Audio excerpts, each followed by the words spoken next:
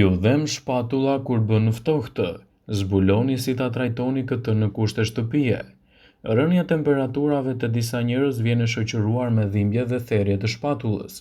Temperaturat kanë ndikime të forta në organizëm bashkë me to edhe punën e përditshme. Barra e të cilave ndihet që në fillim të pjesa e qafës ose të shpatullave.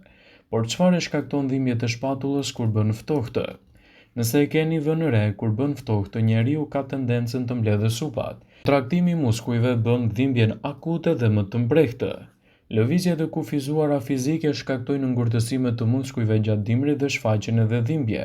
Për të shmangur dhimbjet gjatë dimrit, sipas të dhënave, bëni aktivitet të rregullt fizik dhe mirëmbani qarkullimin e gjakut dhe lehtësoni dhimbjet. Gjithashtu mundohuni të rini sa më lirshëm, vishuni mirë dhe çlironi muskujt kur dilni. Gjithashtu nëse keni dhimbje për shkak të qëndrimit, mundohuni të bëni edhe lëvizje më të mira të gjymtyrëve.